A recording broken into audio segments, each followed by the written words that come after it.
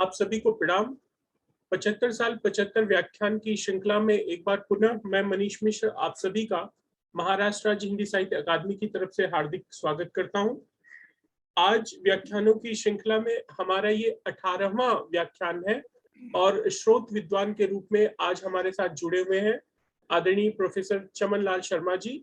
आप शासकीय कला और विज्ञान महाविद्यालय रतलाम में इन दिनों सेवारत हैं और सर आज जिस विषय पे अपनी बात हम लोगों के साथ साझा करेंगे या जिस विषय पे अपना ये व्याख्यान केंद्रित करेंगे वह विषय है लोक साहित्य के आईने में स्त्री, कुछ मुद्दे कुछ सवाल, लोक कहावतों के विशेष संदर्भ में।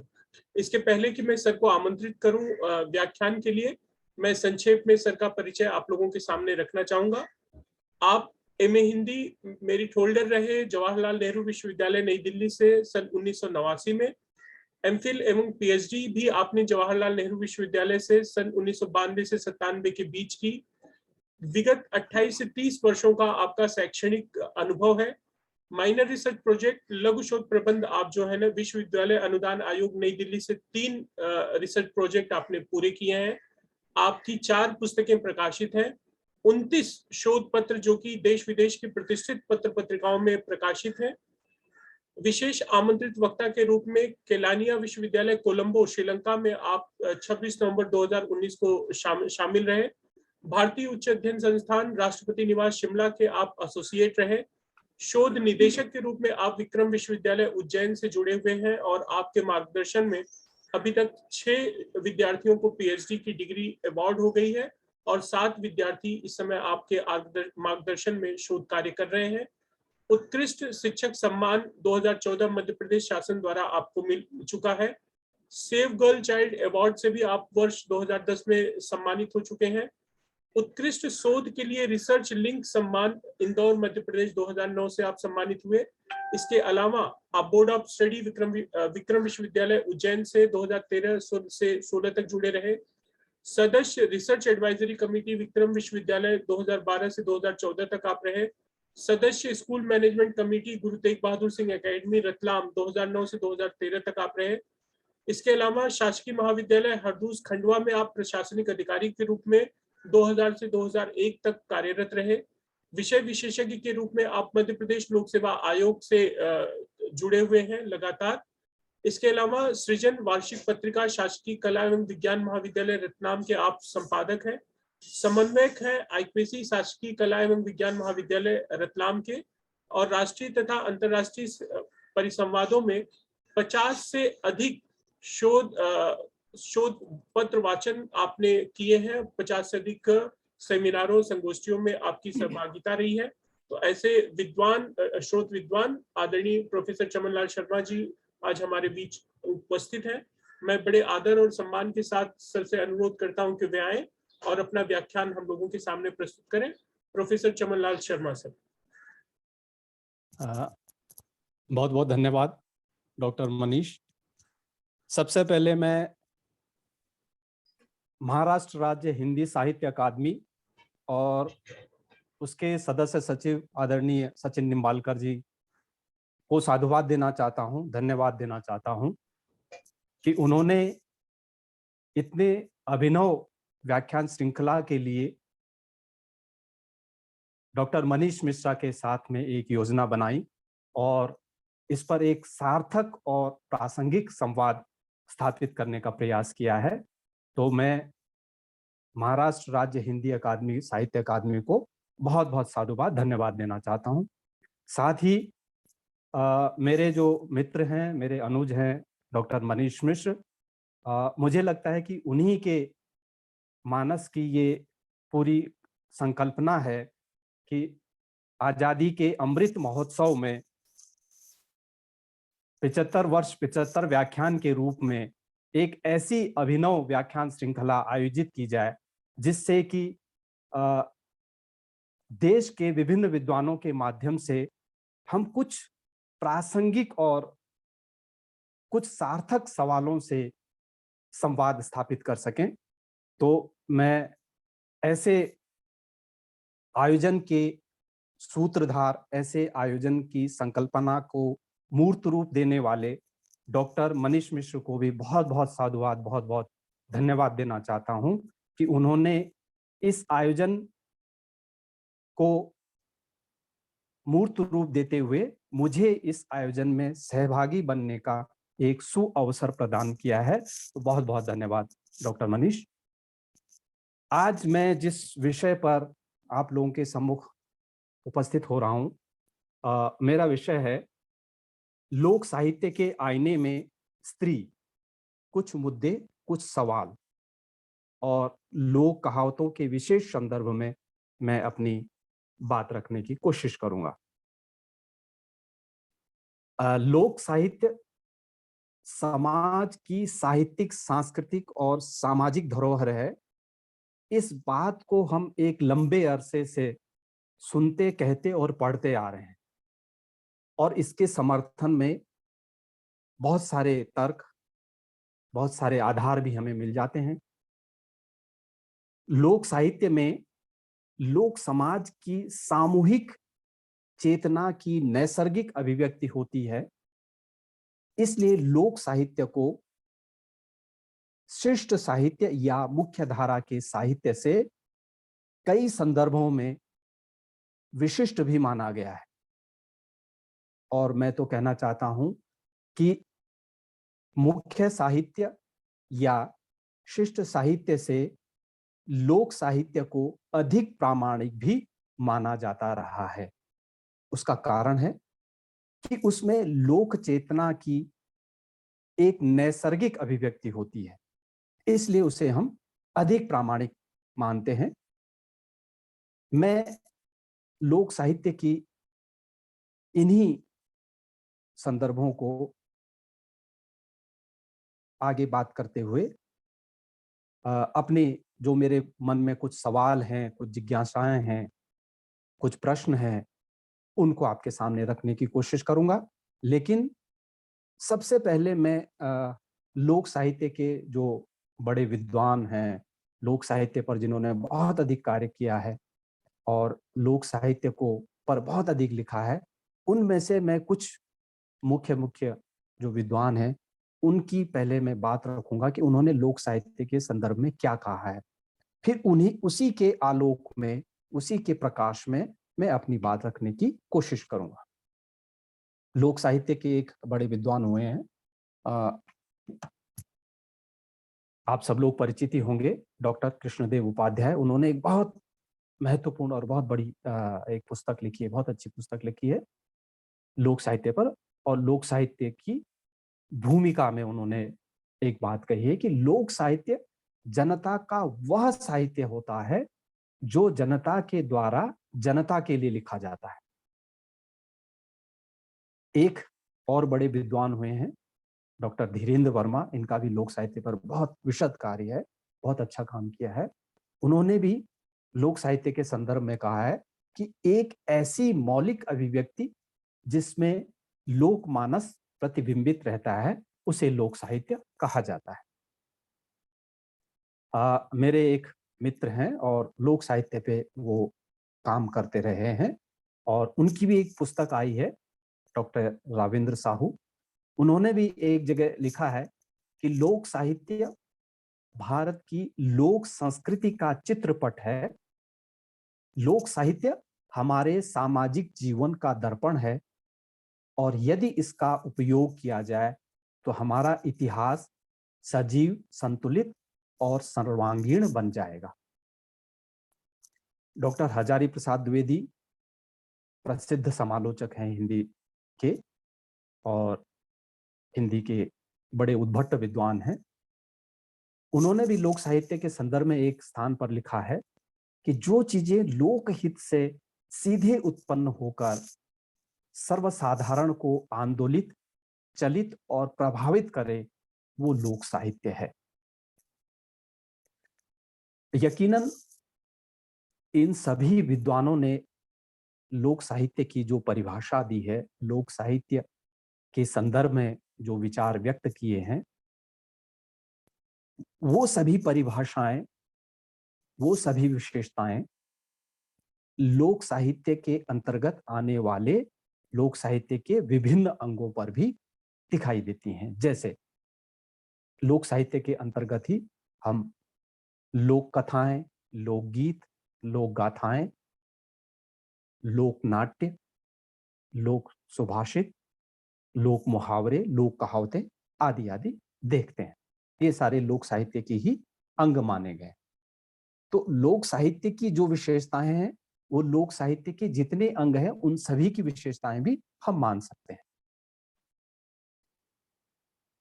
यकीनन लोक साहित्य की इन सभी विशेषताओं को हम लोक कहावतों में भी देख सकते हैं। लेकिन मैं यहां एक अलग सवाल के साथ में उपस्थित हुआ हूं और मैं ये प्रश्न उठाना चाहता हूं कि क्या जिस लोक साहित्य को हम जनता के द्वारा जनता के लिए बनाया हुआ कह रहे हैं, या जो लोक साहित्य लोक संस्कृति का चित्रपट है, अथवा जो लोक साहित्य हमारे सामाजिक जीवन का दर्पण है, क्या वास्तव में वह संपूर्ण जनता के लिए है, जनता के सभी वर्गों के लिए है, जनता के सभी समुदायों के लिए है? क्या सचमुच इस लोक साहित्य के उपयोग से इतिहास सजीव, संतुलित और सर्वांगीण हो पाएगा? क्या यह लोक साहित्य सर्वसाधारण को आंदोलित, चलित और प्रभावित कर सकता है?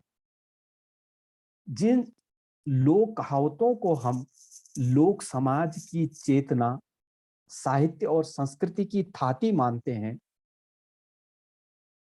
उन लोक कहावतों में समाज का एक बहुत बड़ा वर्ग, अर्थात समाज की आधी आबादी, स्त्रियां किस रूप में अभिव्यक्त हुए हैं, स्त्रियों के प्रति उस साहित्य में किस तरह के विचार व्यक्त किए गए हैं, इन्हीं सवालों के साथ मैं आज आपके सम्मुख आऊंगा।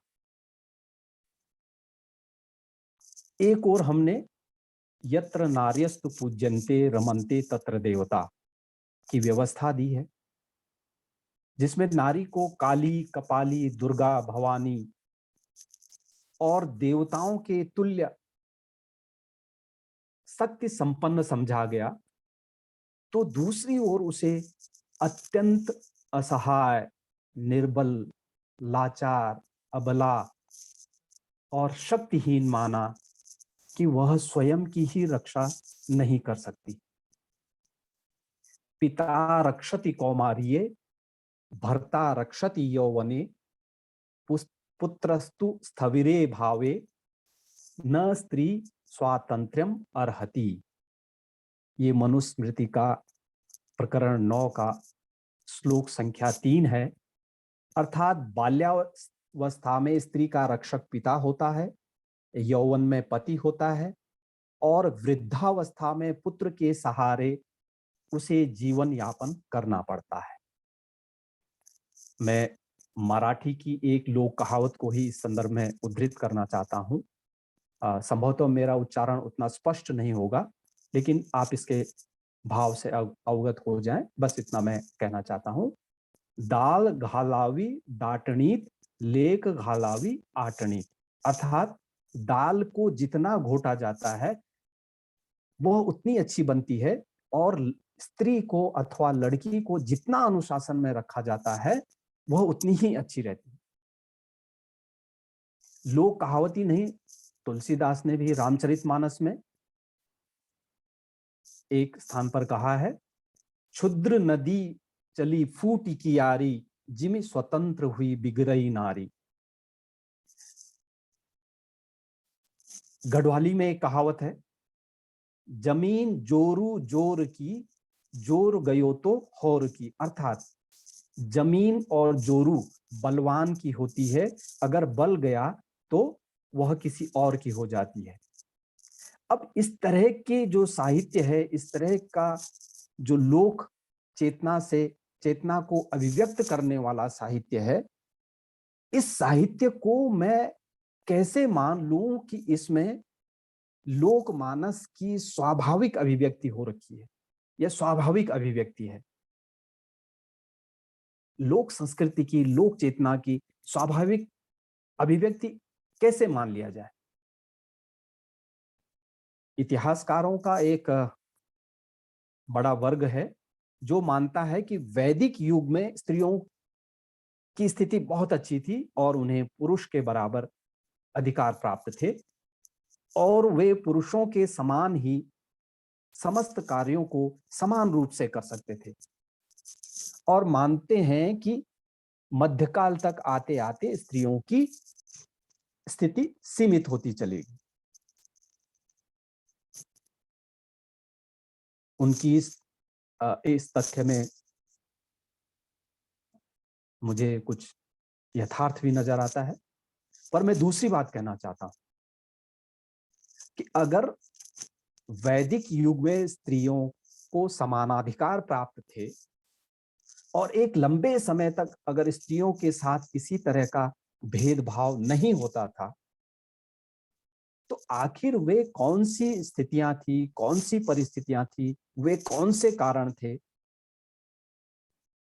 जिनके कारण न सिर्फ स्त्रियों के को उनके मौलिक अधिकारों से वंचित कर दिया गया, बल्कि पूरा का पूरा साहित्य स्त्री के विरोध में खड़ा हो जाता है।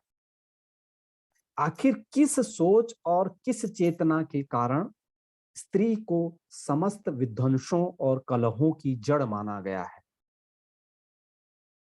उदाहरण देखिए, कृते च रेणुका कृत्या त्रेतायाम जानकी तथा द्वापरे द्रौपदी कृत्या कलो कृत्या गृहे गृहे।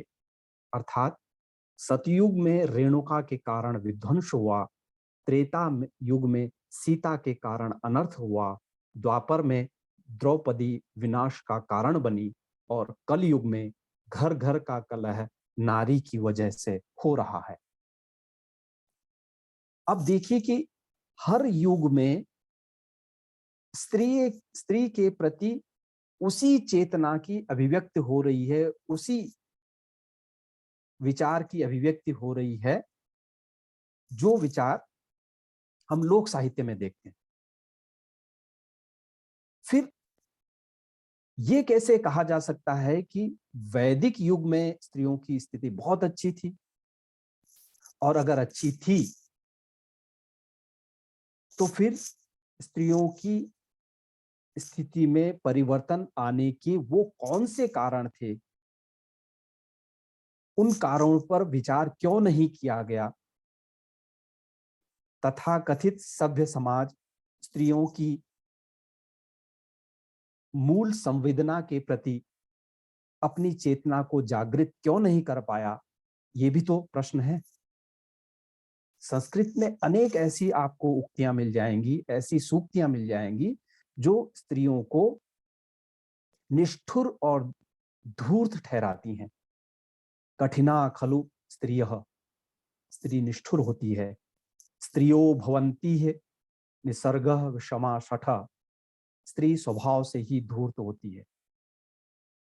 मैं कहना ये चाहता हूं कि ज्ञान के हमारे ये तमाम वाङ्मय, ज्ञान के हमारे तमाम संग्रह स्त्री के प्रति इतने उदार क्यों दिखाई देते हैं? स्त्री के प्रति इस तरह की चेतना क्यों अभिव्यक्त करते हैं? और इतना ही नहीं, इसी अमानत चेतना और असमान सोच ने धार्मिक सांस्कृतिक हथकंडे अपनाकर स्त्रियों को सदियों तक शोषण का शिकार बनाया। समाज ने स्त्रियों को विवाह की जो व्यवस्था दी, दरअसल उस विवाह संरचना के माध्यम से भी उसकी कोख पर नियंत्रण करने का प्रयास किया गया, और इस व्यवस्था ने स्त्री को पितृसत्ता के मन मुताबिक विनिमय की वस्तु तक बना दिया। गुजराती ये कहावत देखिए, दिकरी ने गाय दौरे त्या जाए, अर्थात बेटी और गाय जहां ले जाओ वहां जाएगी, कोई विरोध नहीं करेगी।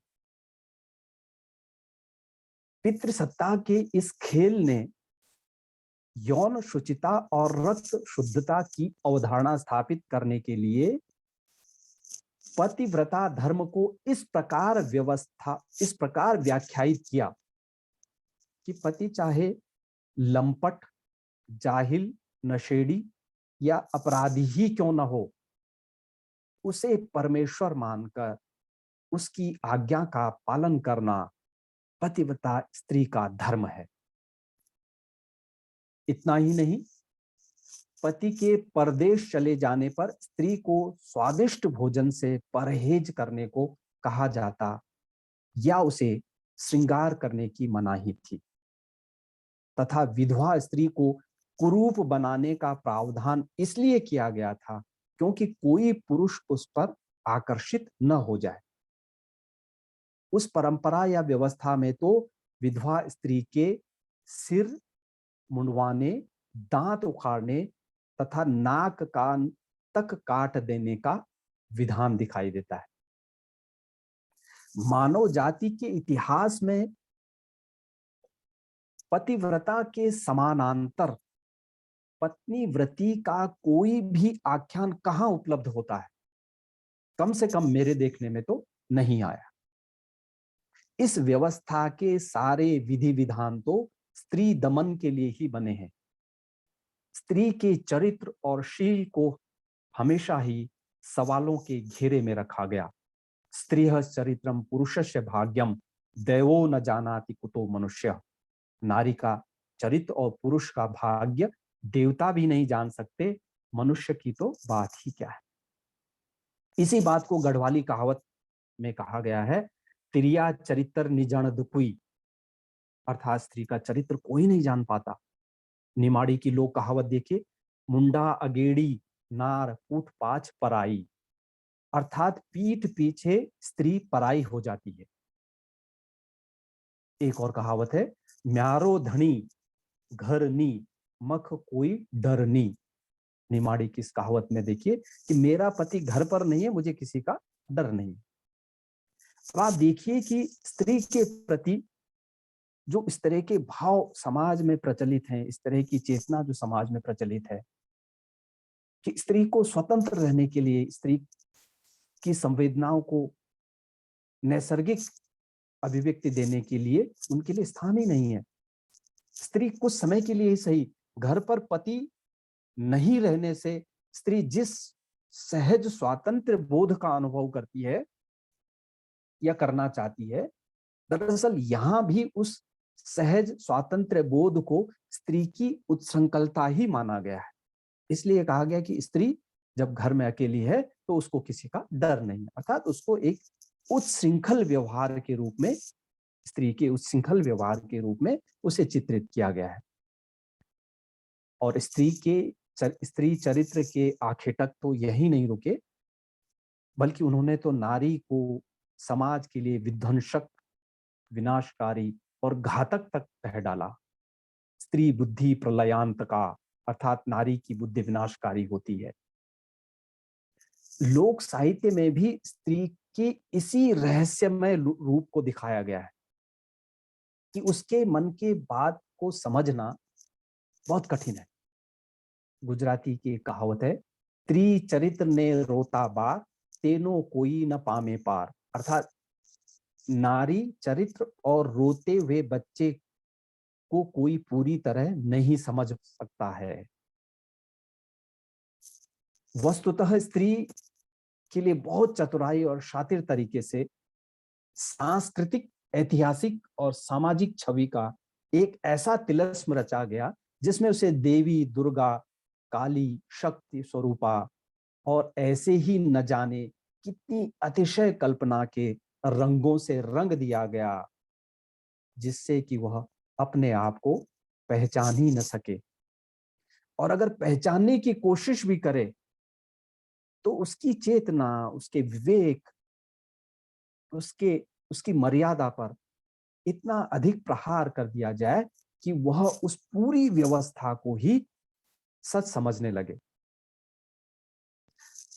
देखिए, धर्म और दर्शन की दृष्टि में नारी को पितरों में कहां शामिल किया गया है, और चिता की मुखाग्नि से लेकर ईश्वर के साक्षात्कार तक स्त्री हमेशा ही अयोग्य रही। पुत्रेष्ट यज्ञ करने और करवाने वालों ने संपत्ति और साम्राज्य के उत्तराधिकार से स्त्री को पूरी तरह से अवांछनीय घोषित कर दिया।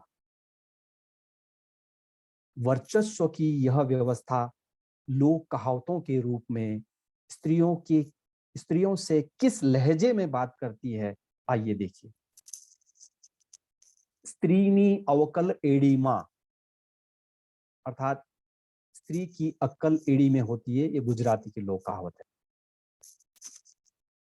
बाई की अक्कल चोटी में रहेज, ये निमाड़ी की है कि स्त्री की अक्कल चोटी में रहती है। इसी तरह की तमाम भाषाओं की, तमाम बोलियों की हमें कहावतें, लोकोक्तियां मिल जाती हैं, जिसमें लगभग स्त्री के प्रति इसी भाव को, इसी भावना को व्यक्त किया गया है। दरअसल ज्यादा विवेक और तेज तर्रार और चतुर स्त्री को समाज ने कभी भी स्वीकार नहीं किया है। तभी तो ऐसी स्त्रियों के प्रति सावधान रहने और उन्हें त्याज्य माना गया है। नार्यः चतु श्मशान सुमना एव वर्जनीया, अर्थात सुंदर और चतुर स्त्री शमशान के पुष्प की तरह वर्जनीय होती है। लोक समाज ने भी इसी सोच को समर्थन दिया है। मालवी की लोक कहावत है, छोटी मोटी कामनी हगरी विष की बेला, अर्थात कामिनी छोटी हो या मोटी हो, वो विष की बेल की तरह होती है। बघेली की एक लोक कहावत देखिए, बयल चौकना जोतमा औ चमकीली नार, ई दुनऊ बैरी जात के सदा रहूं होशियार, अर्थात बैल बार बार चौंके तो उसे जोतने में और सुंदर स्त्री से सदैव होशियार रहना चाहिए। पूरी दुनिया के इतिहास को उठाकर देख लीजिए, ऐसे किसी भी पुरुष है सावधान रहने के लिए कहां कहा गया है जो सुंदर हो, सयाना हो, चतुर हो, बल्कि ऐसे पुरुष को तो गुणवानों की श्रेणी में रखा गया है। स्त्री को लेकर यदि कहीं लोक समाज, लोक साहित्य की सबसे ज्यादा इकहरी सोच है, तो वह है उसके यौन आचरण को लेकर। यौन शुचिता के सारे शास्त्र केवल स्त्री के में ही दोष ढूंढते हैं। इसलिए इसके लिए स्त्री को देवदासी, नगर वधू, गणिका, अक्करमासी, पुंश्चली, व्यभिचारिणी, वेश्या, छिनाल, उल्टा, डायन, पातर, कुलक्षणी, रांड और ऐसे ही न जाने कितने विशेषणों से नवाजा गया है। क्या इसके आधे विशेषण भी किसी चरित्रहीन पुरुषों के लिए बने हैं? मैं बहुत प्रामाणिकता के साथ, बहुत विश्वास के साथ कह सकता हूं कि नहीं। गढ़वाली कहावत पे गौर कीजिए, डैन अपनी पै लिखाओ, यानी डायन अपने स्वजनों को पै लिखाती है। अब देखिए, डायन के रूप में स्त्री के प्रति समाज में जिस तरह की सोच रही है, डायन कहकर स्त्रियों को मृत्यु देना, स्त्रियों का वध कर देना, जितना आम रहा है, क्या किसी पुरुष को दैत्य बताकर, राक्षस बताकर उसकी हत्या कर देना, उसका वध कर देने का एक भी उदाहरण हमको समाज में मिलता है क्या? कम से कम मेरे देखने में तो नहीं आया।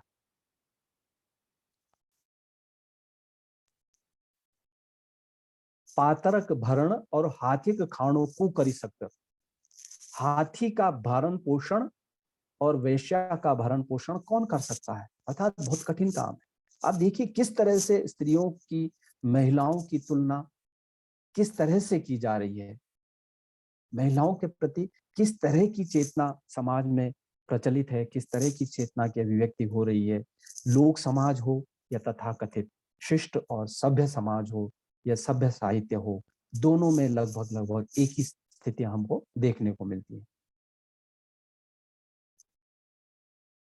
गुजराती की एक लोक कहावत है, रांडनी जात ने खांस दाने तले राखे लीज भली। अर्थात स्त्री को जूते की नोक पर रखना ही अच्छा है। निमाड़ी की लोक कहावत, बैल बोरागी बोकड़ो चौथी विधवा नार, ई तो भूख्या ज भला छा क्या कर बिगाड़। अर्थात बैल, बैरागी साधु, बकरी और विधवा, इन्हें भूखे रखना ही अच्छा है। पूर्ण तृप्त होने पर ये विध्वंसक हो जाते हैं। लोक साहित्य ही नहीं, पूरे साहित्य में कहीं भी तलाश कर लीजिए, स्त्री को दरअसल सहज इंसान मानने वाली तमीज ही नहीं मिलती है। गैर बराबरी के इस निजाम में औरत का अस्तित्व कहाँ है, प्रश्न यह है। तभी तो सबसे कम उम्र में एवरेस्ट फतह करने वाली संतोष यादव को भारी मन से कहना पड़ा, एवरेस्ट पर विजय पाना आसान है, लेकिन सामाजिक रूढ़ियों और असमानता के संस्कारों पर विजय पाना संभव नहीं, क्योंकि एवरेस्ट का शिखर तो एक बार में चढ़ा जा सकता है, पर गैर बराबरी की खंदकों से तो हर रोज गुजरना पड़ता है। और आदमी ने यही कोशिश लगातार की है कि औरत को निष्क्रिय और परतंत्र बना दिया जाए। सिमोन द बाउवा फेमिनिस्ट हुई हैं, बहुत बड़ी बड़े उन्होंने कहा है कि औरत पैदा नहीं होती, औरत बनाई जाती है। और ये सच भी है। उन्होंने इन्हें बहुत सारी नारीवादी लेखिकाओं ने भी इसी बात को किया है कि स्त्री होना एक ऐतिहासिक घटना है। इसी सोच ने, इसी चेतना ने, इसी अभिव्यक्ति ने, इसी तरह के साहित्य ने स्त्री के प्रति एक भाव पैदा किया है समाज में। इसलिए कहता हूं मैं कि औरत पैदा नहीं होती, औरत बनाई जाती है। गढ़वाली की कहावत देखिए, जननी जात अंधेरी रात, यानी स्त्री और अंधेरी रात बराबर होती है। एक और है, अंधियारी और बांध्यारी, अंधेरी रात और प्रसवा स्त्री एक समान होती है। अब इन कहावतों से, इस लोक साहित्य से अंदाजा लगाना कतई कठिन नहीं है कि समाज में स्त्री के प्रति किस प्रकार के व्यवहार को, किस प्रकार की सोच को, किस प्रकार के लोकाचार को महत्व दिया गया है। और स्त्री की चेतना, स्त्री के प्रति चेतना इन्हीं सारी चीजों से विकसित होती है, इन्हीं सारी चीजों से बनती है। चेतना वस्तुतः यहीं से बनती है। संकट केवल यह नहीं है कि औरत को दोयम दर्जे का जीवन जीने के लिए मजबूर किया गया, और कठिनाई इस बात की भी नहीं है कि स्त्री को उसके जायज हकों से वंचित किया गया। मेरी चिंता इस बात को लेकर है कि कुदरत ने सृष्टि के निर्माण की जिस नियामत से औरत को नवाजा है, समाज ने उसी को उसकी कमजोरी बनाकर वर्जनाओं के हथियारों से उसकी भीतरी चेतना को एक बंजर जमीन में तब्दील कर दिया है, जिसमें अस्तित्व बोध का एक नवांकुर फूटने में भी सालों या सदियां लग सकती हैं। और यही सोच कहावतों में भी, लोक कहावतों में भी दिखाई देती है। बेटियों को गर्भ में मौत के घाट उतारने के भयावह आंकड़े आपको शायद न भी चौंकाएं, पर एक उदाहरण मुझे ऐसा दे दीजिए जब किसी बेटे को गर्भ में मौत दी गई हो। कुल के चिराग के लिए ऐसा सोचना भी धिक्कार है। जरा सोचिए, जब हम बेटी को बहुत प्यार करते हैं, बहुत दुलार करते हैं, तब भी हम उसे बेटा कहकर संबोधित करते हैं। तो मेरा बेटा है। पर इसका उल्टा होते हुए कभी आपने देखा है? मुझे इतिहास की कोई एक भी ऐसी घटना, कोई एक भी ऐसा उदाहरण बता दीजिए जब किसी ने अपने बेटे को बेटी समझा हो। झांसी की रानी खूब लड़ी तो मर्दानी हो गई। अहिल्याबाई होलकर ने होलकर साम्राज्य का संचालन और विस्तार अत्यंत पराक्रम और वीरता के साथ किया, तो उसमें महाराजा की छवि देखी गई और वह भी मर्दाना हो गई। इज्जत, गौरव और मान सम्मान बढ़ गया मर्दानी कहने से। पर क्या इसी तरह का गौरव किसी पुरुष को जनानी कहने से हो सकता है? बल्कि जनानी कहने से तो किसी पुरुष की इज्जत ही चली जाती है। अगर किसी पुरुष का मान मर्दन करना हो, उसका अनादर करना हो, उसकी बेइज्जती करनी हो, तो किसी पुरुष को जनानी कह दिया जाता है। किसी पुरुष में औरत या स्त्री सुलभ गुणों का रोपण करना, अरे ये तो महाअपमान है। क्योंकि स्त्री को हमने जिस नजरिए से देखा है, जिस चेतना से गढ़ा है, उसमें तो पुरुष फिट ही नहीं बैठता। लोक समाज में स्त्रियों का पैदा होना कितना बड़ा अभिशाप माना जाता है। गढ़वाली की कहावत देखिए, जय की बेटी 100-60, तय की समझा नाट। अर्थात जिसकी बेटियां अधिक होती हैं, समझो उसका सर्वनाश हो जाता है। बेटियों को घर और बछड़ों को गोठ, अर्थात अधिक लड़कियों वाला घर और अधिक बछड़ों वाला गोठ कभी भी समृद्ध नहीं होता।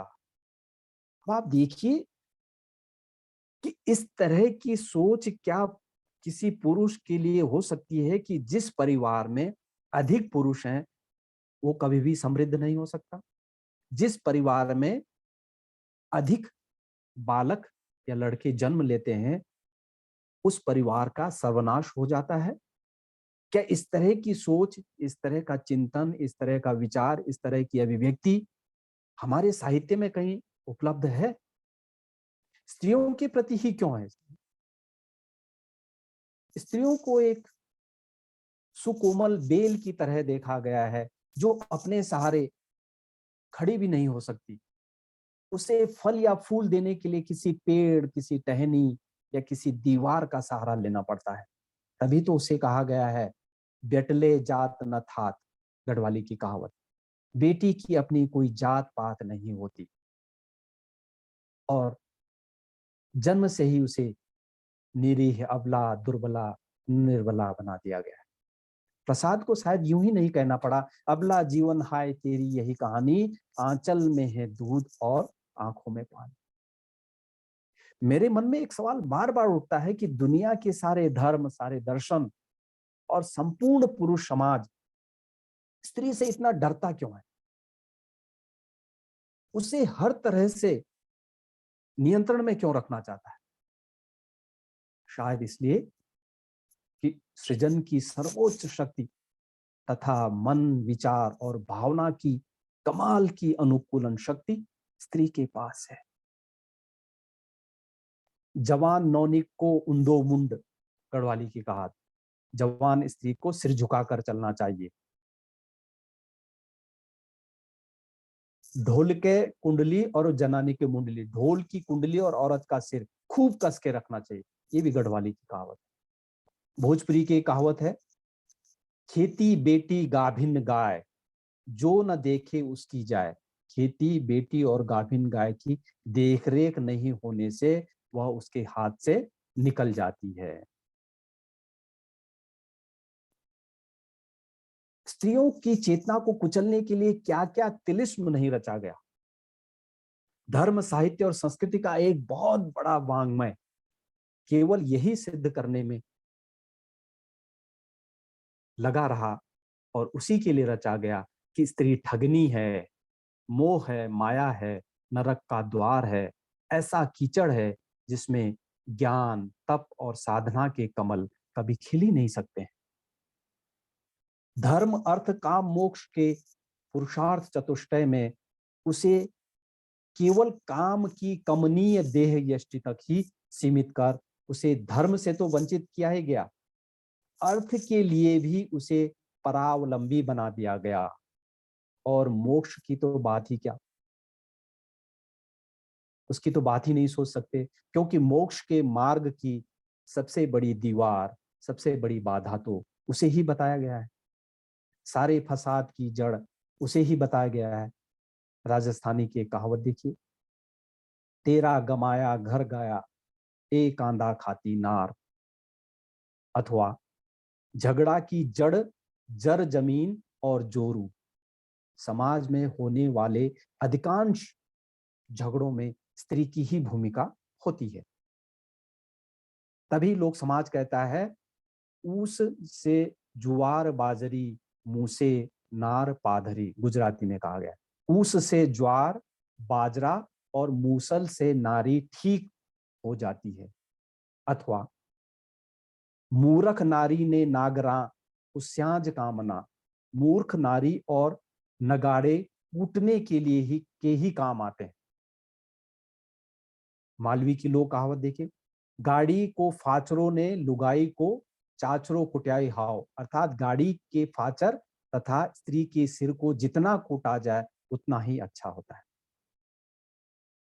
पुरुष सत्ता ने सारे सामाजिक कानूनों को कुछ इस तरह से गढ़ा है कि पुरुष वर्चस्व को कहीं कोई चुनौती या खतरा ना हो। पहले स्मृतियां और नीति शास्त्र खुलकर जिस बात को कहते थे, आज कानून उसी यथास्थिति की को बारीक और पेचीदा ढंग से कहता है कि स्त्री के पास केवल कच्चे पत्ते हैं। सारे ट्रंप और तुरुप आज भी पुरुष के कब्जे में है। खेल ले कितनी देर खेलती है। स्त्री की असल त्रासद स्थिति तो उसके विधवा होने से शुरू होती है। पूरा समाज अचानक उसके प्रति इतना निशंस, इतना हिंसक हो जाता है, जैसे समाज के लिए वह बिल्कुल गैर जरूरी हो जाती है। गढ़वाली की कहावत देखिए, रांड सनी घास देन पर बास नहीं दे। रांड अर्थात विधवा स्त्री को भोजन दो पर रहने की जगह मत दो। बंगला की एक कहावत देखिए, नदी नारी सिंहधारी तई तिने न विश्वास करी। नदी नारी और सिंहधारी का विश्वास नहीं करना चाहिए। इसी तरह की बात उड़िया की एक कहावत में, तिरिला बुद्धिरे महाप्रभु खंडिया। स्त्री बुद्धि के कारण ही जगन्नाथ जी अधूरे हैं। स्त्री अपनी बराबरी के लिए चाहे जितनी हाय तौबा मचाती रहे, पुरुष की जिद है कि साम दाम दंड भेद से वह उसे कमर कूले नितंब छातियों से ऊपर नहीं उठने देगा। कितने खूबसूरत शब्द हैं, मिस, वर्जिन या वर्चुअस। कितनी ही औरतों को मौत के घाट नहीं उतारा है इस वर्जिनिटी ने, कौमार्य या अक्षत योनि की शर्त ने। कभी किसी पुरुष ने यह शर्त अपने ऊपर लागू होने दी है? कभी कभी मुझे आश्चर्य होता है कि वे कौन से मनोवैज्ञानिक सामाजिक कारण थे जिसने स्त्री के नैसर्गिक अधिकारों को इतनी बेरहमी से स्थगित कर दिया। अर्धनारीश्वर की चेतना वाला समाज क्यों स्त्री के प्रति इतना आक्रामक हो गया, जिसे वह माँ, बहन, बेटी या प्रिया कहकर गले लगाता है, उसे ही मर्यादाओं के नाम पर क्यों मार डालना चाहता है। ताज्जुब तो इस बात का भी है कि स्त्री वध के इस अनुष्ठान में खुद स्त्री को भी उसने अपना सहयोगी बना लिया है। इसलिए ज्यादा चिंताजनक बात यह है कि स्त्रियों के इस शोषण वाले समाज में स्त्रियां भी पुरुषों की सहयोगी हो गई हैं। विस्मय होता है कि सभ्यता के सर्वोच्च पायदान पर खड़े होकर हम उन्नतशील समाज में स्त्रियों की उसी दशा और उसी स्थिति को आज भी देख रहे हैं।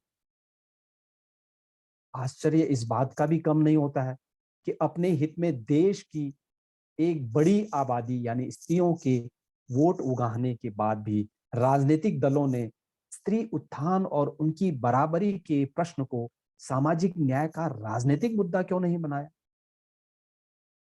समाजवादी व्यवस्था के पक्षधर डॉक्टर लोहिया ने स्पष्ट कहा था कि स्त्रियों की बराबरी का मुद्दा सामाजिक न्याय का अहम प्रश्न है और इस समस्या का निराकरण किए बिना स्वस्थ और सभ्य समाज के सर्वांगीण विकास की परिकल्पना अधूरी है। पर दुर्भाग्य है कि लोहिया के इस समतामूलक विचार को उनके अनुयायियों ने सामाजिक न्याय का दर्शन बनाकर आगे नहीं बढ़ाया। साहित्य की सबसे उर्वर, लोकव्यापी और चेतना संपन्न धारा यानी लोक साहित्य में स्त्री को जिस रूप में चित्रित किया गया है वह भी आश्वस्ति प्रदान करने वाला नहीं है, बल्कि कुछ गंभीर सवाल खड़े करता है। यदि लोक साहित्य सार्वभौम मानव संस्कृति और लोक मंगल की चेतना का अनुष्ठान है, तो इस अनुष्ठान में समाज का वह बड़ा हिस्सा अर्थात स्त्री बराबर की भागीदार क्यों नहीं बन पाई, जिसने सभ्यता और संस्कृति के निर्माण में सदियों से अपनी आहुतियां दी हैं। लोक साहित्य यदि लोक चेतना और सामाजिक जीवन का विराट महोत्सव है, तो इस जीवन के इस विराट महोत्सव में उस समाज यानी स्त्रियों की उपस्थिति कहाँ है, जिसने जीवन की रचना में अपने आप को खपाया है। और लोक साहित्य यदि मनुष्य की बुनियादी सोच और सृजन की सबसे खूबसूरत लय है, तो इस लय में उस महाराग को शामिल क्यों नहीं किया गया जिसके सुरों से धरती के पोर पोर खिलते हैं, सृजन के नए नए बिंब खिलते हैं, मनुष्यता के नवांकुर फूटते हैं। सवाल और भी कई हैं, पर बड़ा सवाल यह भी है कि क्या हमने औरत की दुनिया को इतना सीमित कर दिया है कि वह सिर्फ देह बनकर रह गई है। पूरी सामाजिक व्यवस्था में, पूरी लोक चेतना में जिस तरह की लोकोक्तियां समाज में प्रचलित हैं, मैं कहना चाहता हूं कि उससे स्त्री के प्रति किस तरह का व्यवहार समाज का हो पाएगा, आने वाली पीढ़ियों का हो पाएगा। हम अपने लोक साहित्य पर बड़ा गर्व करते हैं और करना भी चाहिए, लेकिन स्त्रियों के प्रति इस तरह की चेतना को विकसित करने वाला, समाज में स्त्रियों के प्रति एक खास किस्म का नजरिया पैदा करने वाला यह लोक साहित्य या लोक कहावतें क्या आने वाली पीढ़ी को स्त्रियों के प्रति किस तरह का व्यवहार करने के लिए प्रेरित करेंगे, उत्प्रेरित करेंगे? जिस साहित्य पर हम गर्व कर रहे हैं, उस साहित्य को हम वस्तुतः उस चेतना के प्रति हम संवेदनशील बनाएं जो हमारे समाज का ही हिस्सा है, और स्त्रियों के प्रति इस खास किस्म के नजरिए को, इस खास किस्म के दर्शन को हमें नए स्तर से, नए तरह से सोचने के लिए विवश करना चाहिए, मजबूर करना चाहिए। और स्त्रियों के प्रति अंत में मैं उस स्त्री शक्ति को नमन करते हुए मैं इन पंक्तियों के साथ में अपनी वाणी को विराम देना चाहता हूं कि दिन की रोशनी ख्वाबों को बनाने में गुजर गई, रात की नींद अपनों को सुलाने में गुजर गई, जिस घर में उसके नाम की तख्ती भी नहीं, सारी उम्र उस घर को सजाने में गुजर गई।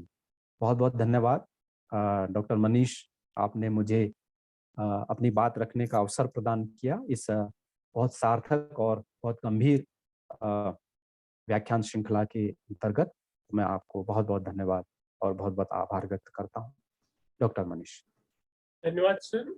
आपका व्याख्यान सुनते हुए लगातार मुझे महसूस हुआ कि तमाम भाषाओं से जो मुहावरे और लोकोक्तियां आपने प्रस्तुत की और इतना सारगर्भित आपका व्याख्यान रहा, निश्चित तौर पे ये अकादमी के यूट्यूब चैनल पे अपलोड होने के साथ साथ अकादमी की जैसे कि योजना है कि इन सारे शोध पत्रों को हम लोग आगे चलकर पुस्तकाकार रूप में छपवाएंगे। तो जो भी इस तरह के विषयों पे शोध का कार्य कर रहे हैं, अध्ययन अध्यापन से जुड़े हुए हमारे जो तमाम साथी हैं, उनके लिए ये बहुत महत्वपूर्ण व्याख्यान साबित होगा। एक बार पुनः मैं अकादमी की तरफ से आपके प्रति हार्दिक कृतज्ञता ज्ञापित करता हूं कि आपने हमारा अनुरोध स्वीकार किया और आज आप इस व्याख्यान के लिए उपस्थित रहे।